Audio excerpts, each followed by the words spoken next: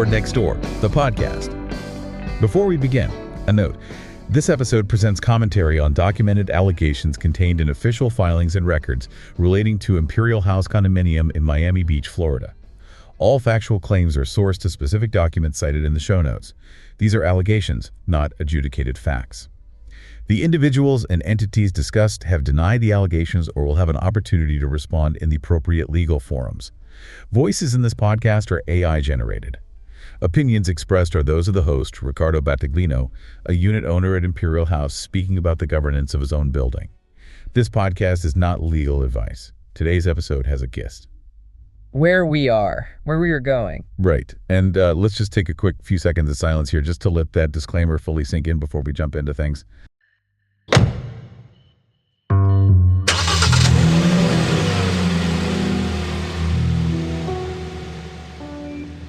Today's episode is about transformation. How what started as a small movement, just a few voices, is becoming something much larger. Something the board would be unwise to ignore because it now reflects a meaningful segment of residents and owners. It's no longer just a few disgruntled people. The original group, the petitioners, built momentum, the old-fashioned way through conversations rooted in facts, supported by publicly available documents, and open to anyone willing to look. And that is exactly why we are here today. So welcome, everyone, to this deep dive. Yes, welcome. And the mission for today's deep dive is really to just unpack this massive, meticulously documented evidence package. I mean, we're talking about 125 pages of hard evidence regarding this South Florida condo board election. Yeah, and it's not just some random compilation of complaints, right? This dossier was put together by one of the lead petitioners who actually happens to be a medical doctor. Right, a tenured chair at the University of Miami Miller School of Medicine. Which, I mean, that detail alone sort of changes how you look at this, you know? Exactly. You're looking at a diagnostic approach to a governance dispute.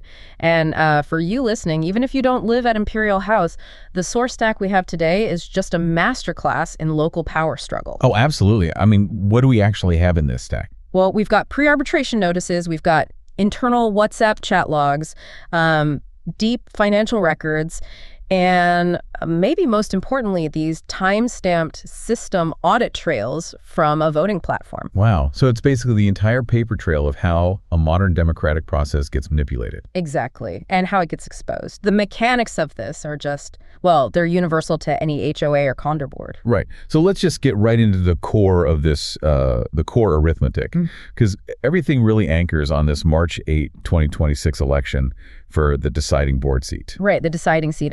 And the margin of victory for that specific seat was incredibly thin. Like razor thin. It was exactly 5 votes. Just 5 votes decided who controls this entire building. Right. And keep that number in your head, right? Because the documents show that exactly 5 units received management-assisted electronic voting activations after the deadline. After the deadline, which was strictly published as March 2 at 5:00 p.m. Exactly. So you have a 5-vote margin of victory, and you have 5 units that miraculously got activated to vote by management after the doors were supposed to be locked. I mean, you can't make that math up. It's too perfect. It really is. And legally speaking, there is a profound beauty to that specific arithmetic when you go to arbitration in Florida. Right, because this goes to the DBPR, the Department of Business and Professional Regulation, right? Yes. And the DBPR arbitrator, they don't actually need to unmask the secret ballots to find out how those 5 late units voted. Wait, really? They don't even need to look at the actual votes? Nope. They don't have to touch the privacy of the ballots at all. All they have to do is look at the timestamps and say, hey, these 5 ballots should never have been accepted into the system. Wow. Because they were activated after the 5:00 p.m. cutoff? Yeah, exactly. And because the margin of victory is 5, and the number of illegal activations is 5, throwing those 5 out automatically throws the entire deciding seat into question. I mean, mathematically, you just can't certify the winner if the margin is eclipsed by procedural violations. Right. You just invalidate the late activations, and the math does the rest. It's sort of like an instant replay in a football game, you know? The referee doesn't need to know if the team would have scored a touchdown on that drive. Right. They don't care about the hypotheticals. Exactly. They just look at the monitor, see that the player's foot was out of bounds when he caught the ball, and they blow the whole play dead. It doesn't matter what happened next. That's a perfect analogy. The rules were broken at the point of origin. But let me push back on this for a second, because if you're the board, aren't you just going to argue that these were like innocent administrative delays? Oh, the good neighbor defense. Like, oh, they just forgot their password. Right. The software was lagging. We were just trying to help some older residents vote. Well, the evidence package completely dismantles that defense when you look at the wider scope. There were 15 total units that received management assistance during the election window. Okay, 15 units. Right. But critically, 10 of those 15 units were LLCs or trusts. They weren't individual people. Wait, out of 15 assisted units, 10 were corporate entities. That's huge. It changes the entire context. Because an LLC voting in Florida is not a matter of resetting a password. Right, an LLC can't physically vote. A person has to have legal authorization to act as a proxy. Exactly. You have to verify corporate resolutions, voting certificates, cross-reference state registries. It's a complex legal verification process. So management wasn't just helping grandma log in. They were pushing complex corporate verifications through the pipeline right at the buzzer. Or, way past the buzzer, because 6 total units received this assistance after the deadline. Wow. And the dossier points out that one specific unit was actually in both the ballot remediation pipeline and the post-deadline activation table. Right, which shows a sustained, multi-step effort to get that specific vote authorized after the cutoff. That's not a glitch. That's an intentional pipeline. It really is. And the residents, the petitioners, they didn't just take this lying down. The documents show they went absolutely nuclear with formal notices. Yeah, they really weaponized the statutes. On April 22, they delivered 11 formal pre-arbitration notices via certified mail. And they sent them to everyone, right?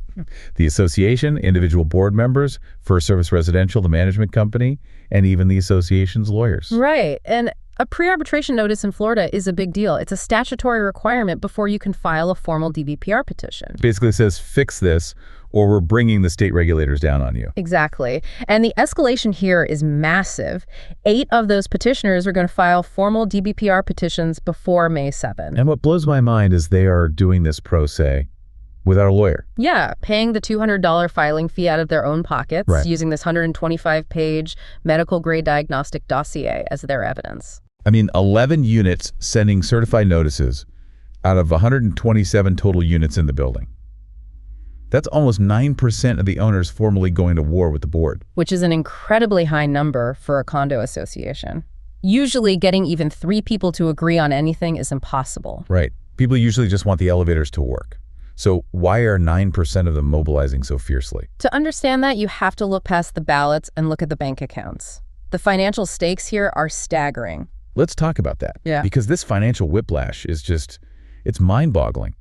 According to the records, the board attempted to drop a $5 million cash special assessment on March 31. Right, $5 million. If you do the math on a 127-unit building, you're talking about roughly $40,000 per unit in cash. Which is catastrophic for a lot of people. It means draining savings, taking out high-interest loans, or basically being forced to sell. But then, after the owners formally organized and objected to this, the board they backed down. They suddenly dropped the assessment to $2 million.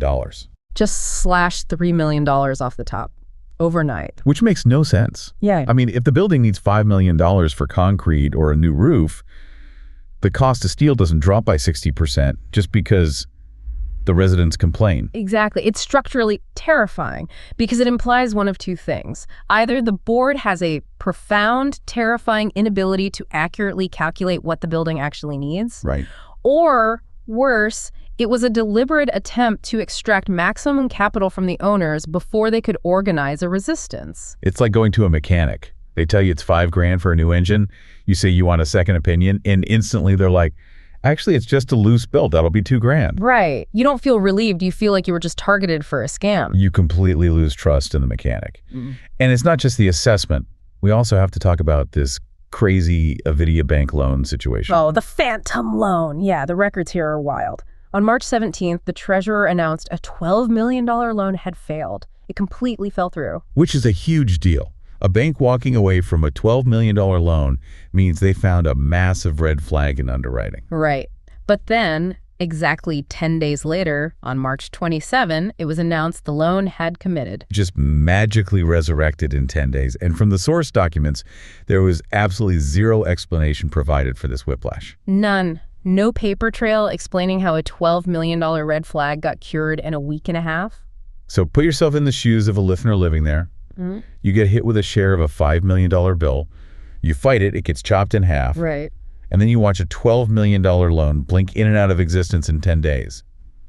At what point do you stop trusting the math and start demanding the receipts? Well, that's exactly what the petitioners did. They demanded the receipts. They forced a formal records inspection on April 2. And what they found behind the curtain in those communications, I mean, the financial stuff pales in comparison to the documented behavior they uncovered. It really does, because when they got into the digital communications, they found a Spanish-language WhatsApp message straight from the board president to a voter named Alex. This isn't hearsay. This is a timestamp chat log. Yes. And the president explicitly instructs Alex to vote against a candidate named Nick, saying they were already on the board years ago and didn't do anything well. They want to get on the board for their own benefit. A sitting president secretly texting residents, telling them how to vote, and accusing the opposition of being in it for their own benefit. The irony is pretty thick, but the really damning part is the timestamp. Right, the smoking gun. Tell them about the timeline. So 7 days after getting that text, Alex submits his electronic ballot, and exactly 35 minutes after the ballot goes through, Alex texts the president back. Finally, we did it, Ariel. Thanks. Finally, we did it. I mean, that is coordination. There's a shared objective between the incumbent overseeing the election and the voter. It completely shatters any illusion of an impartial process. And it wasn't just the president. The vice president was also caught up in this surveillance network. Oh, the BCC pipeline. This part is wild. So the VP was blind copied on an email from the management company to a unit owner, right? Exactly. Management was emailing an owner, actively pressuring them to vote, warning them that the project could be stopped if they didn't. Which is basically a threat about their property values. And management is secretly piping this communication directly to the VP's inbox without the owner knowing. It's a huge breach of the principal-agent dynamic. Management is supposed to be a neutral agent serving the entire building. Right, but because the sitting board signs their multi-million-dollar contract, management's loyalty is to keeping the incumbents in power. Exactly. So they run surveillance on voter compliance and quietly feed that intel to the politicians. And the VP's own private WhatsApps are just as bad. He calls a sitting colleague, Anil, almost clueless. And he says about another candidate, Crespo, I don't believe a word. We have a good amount of factual information to prove he can't be trusted. It's like a casino dealer who selectively enforces the rules. And that's exactly what it is. Because on February 24, management told an opposing candidate that voting rules apply uniformly to all members. In writing. They put that in writing. But then, over the next 10 days, they helped 6 units vote after the deadline. So if the rules apply uniformly, how does the door stay open for 6 people after it's locked for everyone else? It doesn't. But, the problem isn't just that the door was left open. The real statutory violation is about who is physically holding the door. Right. The personnel running the election. Let's get into this because this is a massive legal liability. It is. The evidence reveals that the administrative assistant who ran the entire voter outreach and ballot remediation process was unlicensed. Completely unlicensed. Right. Under Florida Statute 468.431, determining voter eligibility and remediating ballots are licensed community association manager or CAM functions. Meaning you need a state license to do it. Yeah. You have to pass background checks, take exams. Exactly. Because you are handling the legal democratic rights of property owners. An unlicensed administrative assistant cannot legally perform these functions, even if they claim they're being supervised. It's like going in for surgery. The chief of surgery says, I'll be supervising, but then hands the scalpel to the hospital receptionist. Right. The person physically making the cuts doesn't have the training or the legal authority. And if the person verifying the ballots doesn't have the legal authority to do so, the entire integrity of the election is it's completely structurally compromised. It is a structural failure from the ground up. Right. Which brings us to the board's current strategy. Right. What are they doing about all this? As of April 22, this association has just built this massive wall of silence. Total stonewalling. Despite repeated written demands, they simply have not confirmed or scheduled the ongoing records inspection. I mean, one of the petitioners actually flew down to Miami. They booked a place and stayed for an entire week, fully expecting to do the inspection. Yes. And it never happened. They just sat there for a week. And tonight, a second scheduling deadline just passed with total silence. Now, silence is a classic tactic to try and run out the clock, right? Make the opposition get tired and go away. It is, but there is a glaring fatal flaw in that strategy here, and that flaw is CINC systems. Yes. the tech company. Right. CINC Systems provides the electronic voting platform. They are a massive corporate entity, and they have officially confirmed receipt of a litigation hold. So their corporate legal department is reviewing it. They don't care about the board politics. They care about their own liability. Exactly. And under a litigation hold, they are legally barred from deleting or altering any data. And they possess the timestamp audit logs of every single ballot activation. So human memory might fade. A board member might forget when they authorized a vote. But CINC's digital audit logs don't forget. And they don't lie. The exact second those 5 late ballots were activated is locked in a server vault that the board cannot touch. So with the digital evidence secured, the statutory clock aggressively ticking on those 11 certified notices, and the board just hiding. What does the actual roadmap to resolution look like here? It is an aggressive, multi-front legal assault. Let's lay out the timeline. Okay, let's hear it. May 7. All 8 DBPR petitions are being filed simultaneously, and every single one carries that 125-page evidence package. It's a shock and awe campaign at the state regulatory level. Yes. Then, mid-May, they are launching investigative outreach to the Miami Herald. Oh, wow. Yeah, and they are using the Spanish text, the VP's private chats, and that first service BCC surveillance pipeline as the journalistic hooks. Dragging it completely out of the condo lobby is into the public square. Yeah. And alongside that, they're releasing a flagship podcast, Deep Dive. Right, which all sets the stage for late May, the delivery of the global settlement demand. Now, this is fascinating. Explain how this demand is bifurcated, because it's really smart. It is. It's split into structural terms and financial terms. Okay, break down the structural terms first. So, structurally, they demand that 3 specific board members resign within 30 days. They demand a new election within 90 days, overseen by a totally neutral inspector. With absolutely zero first service residential involvement, I assume. Exactly. Zero management involvement. And they demand the immediate termination of the current association counsel, Halpern Rodriguez. Ripping the whole system out by the roots. What about the financial terms? Because that's where it gets painful. Very painful. They demand a restructuring of that volatile assessment. But more importantly, they demand that the individual board members personally refund the Halpern Rodriguez legal fees related to these election issues. Meaning, you used our money to defend your illegal election, and we want it back from your personal bank accounts. Exactly. Plus, they are demanding individual petitioner damages, which are currently estimated at between $130,000 to $400,000 in aggregate. And that's before fee shifting, right? If they win at the DBPR, the board has to pay all the petitioner's legal costs, too. Correct. But the strategy doesn't even stop there. Following the DBPR findings, they have a whole slate of subsequent complaints planned. This is a scorched earth policy. Tell me about the bar complaint. They plan to file a bar complaint against Halpern Rodriguez LLP for misrepresentation and records obstruction. Wow. Going right after the lawyers' licenses. And they are preparing a Florida Real Estate Commission, or FREC, complaint against the board treasurer. Wait, the treasurer? Why a FREC complaint against him? Well, the source notes show that the treasurer co-owns a unit in the building that the association previously denied to a prospective buyer. Oh, man. So that triggers an ethics investigation into a board member's real estate dealings in their own building. Exactly. It threatens his real estate license.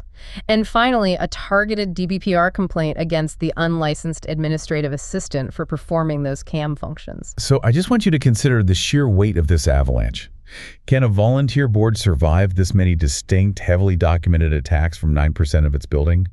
Or does the dam inevitably break? I mean, when you look at the millions in assessments, the phantom loans, the bar complaints, the surveillance, it is incredibly complex. But the genius of it all rests on one incredibly simple foundation. Right. It all comes back to a 5-vote margin and 5 post-deadline activations. Exactly.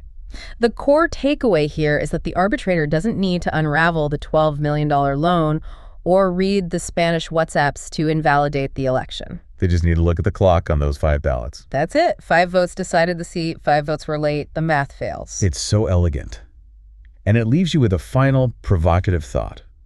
If an independent tech platform like CINC Systems holds the immutable time-stamped truth of an election, Right. how long will it be before state law simply mandates that all condo elections be run entirely by third-party software? Completely removing local management and board members from the chain of custody. Exactly. The algorithms just tally it up, and the good neighbor late activations disappear forever. It seems not just inevitable, but necessary. Absolutely. So, if you live in a building Take a close look at the next piece of mail your board sends you. The numbers always tell a story. You just have to know how to read them. And be willing to demand the receipts. Well said. Thank you for joining us for this deep dive. As a reminder, all factual claims discussed today are sourced directly to the documents cited in the show notes. We encourage you to review them for yourself. Join us next time as we continue to explore the hidden mechanics of the world around us.